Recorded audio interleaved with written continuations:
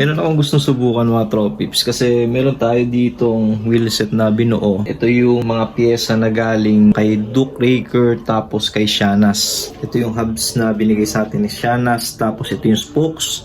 Tapos itong rim kay Duke Raker to. Gusto ko sana siyang makita na nakakabit dito sa gravel natin na Duke Raker. Ito na yung gravel natin na Duke Raker. Ito yung binuo natin parang last year yata. Ito yung prototype na gravel bike ng Duke Raker. Kaya gusto kong makita itong wheelset na to na nakakabit dito kasi mas malapad to. Yung rims na to, 35mm to. Tapos ito, sobrang liit lang nito. Siguro mga 19 lang yata to. So ngayon, iniisip ko, ikakabit ko siya dito for testing. Tapos isasabay na din natin yung upuan na binigay ni Duke Raker. Gusto ko kasing magmukha siyang mas malapad yung gulong. Parang medyo mag-expand siya ng konti. Kasi since na mas malapad to. Ang iniisip ko lang, baka kasi sumayad na siya. So, testing natin. Bali ito kasing wheelset na to, binuo ko lang siya.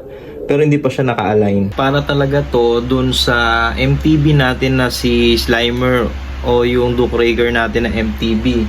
Sa ngayon kasi nasa ongoing project yung frame natin na yon at medyo matatagalan pa para maibalik sa atin. For the meantime, kakabit muna natin to dito sa gravel bike natin para makita na natin kung ano yung tsura nitong wheelset na to dito. Palay na muna natin to. Wheelset natin guys at dyan lang natin sa pagtawid ipapaalay. Tara, let's.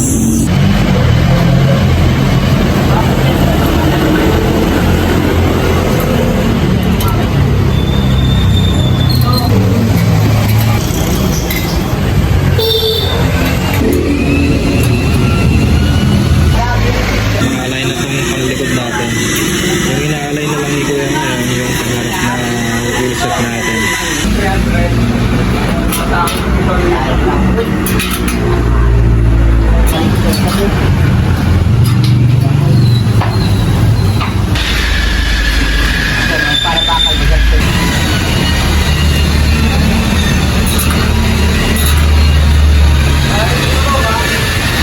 Okay na guys, napaalay na natin.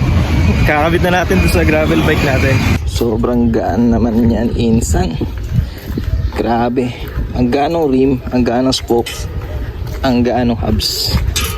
Yan, salamat to Raker at Shanas dito sa hubs tsaka spokes. Jeez, gaan. Ang bilis mag-align nung bike shop along Marcos Alvarez. Ang bilis niya pero napaka-solid mag-align. Sa gulong naman ito yung ilalagay natin. Ito yung Chaoyang Gravel GP. Napaka-solid nito guys na gravel tires. At napakagaan niya pa. Yung lapad nito is 38C. Tapos shark skin anti-puncture na ito.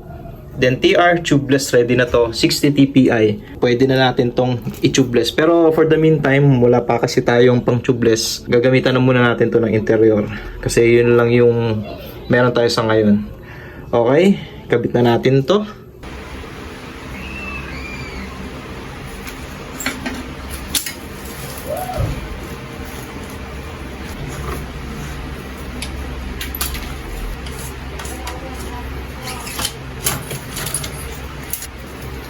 Nalagay na natin yung rotor. At bago pala natin guys ikabit yung cogs, silipin muna natin yung loob ng prehab body. Nakita ko sa online medyo kakaiba daw yung loob nito kumpara doon sa mga naunang version ng mga ratchet type na hubs. Hugutin lang natin para makita natin kung okay, ganito pala siya. Yan yung itsura niya. Tapos mayroon lang siyang spring. Ayan. Tapos ito yung gear. Ayan. Tapos nakaganyan. Tapos spring. Okay. Ang galing. Ganun lang pala kasimple. Nakabit pa lang natin rotor. Medyo mahaba-haba pa to na baklas kabit eh. Maglalagay pa tayo ng rim tape. Tapos yung bagong gulong nito. Itong susunod na video makikita nyo kompleto na nakakabit dito sa wheelset, yung gulong, yung rim tape, at ikakabit na natin dito sa gravel bike para mas mabilis tayo. Solid ng kinalabasan, no? 30mm yung inner nitong rim, tapos 35mm yung labas. Grabe, ang ganda niya pala. Ito guys, check nyo to.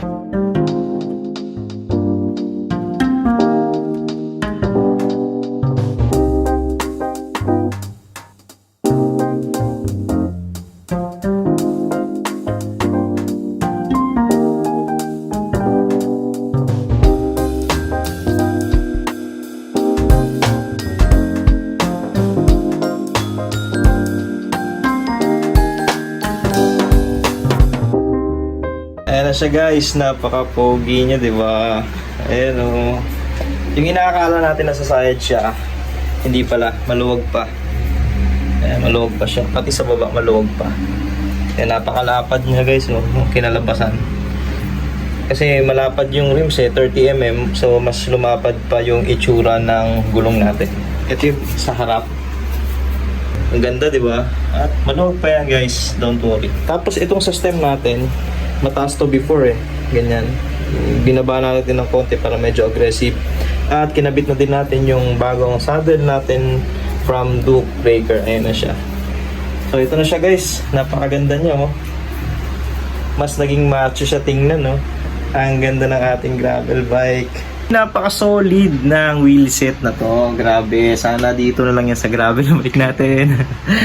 Pero hindi, kakabit natin to dun sa MTB natin na si Slimer. Yung Duke Raker natin na MTB pag dumating siya dito, pag natapos na yung ongoing project sa kanya. Pero ayun na nga, ang ganda, gumanda yung tindig. Gusto ko lang magpasalamat sa Duke Raker para dito sa gravel bike natin, sa rims, sa upuan. Kay Duke Raker galing yan, thank you so much. And Shana's Bicycle Shop para sa hubs and spokes, napaka-solid. Sa Trondioni, tapos Richman yung spokes na binigay nila sa atin, napakagaan.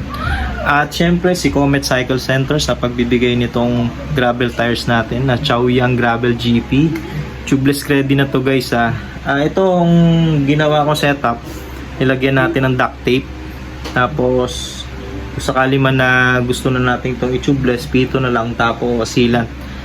Yan, ready na to for tubeless yung wheelset natin. Ayun, Comet Cycle Center, thank you so much sa gulong. Napaka-solid, kaya kung gusto nyo ng budget-friendly na gravel tires na tubeless ready, try nyo po yung Chaoyang. Marami pa silang model ng gulong, hindi lang sa gravel. Okay, hanggang dito lang yung video natin guys. Sana nag-enjoy kayo sa panonood natin. Medyo mahirap yung baklas kabit pero worth it naman. Kita tayo sa next video. Ride safe po sa inyo and God bless.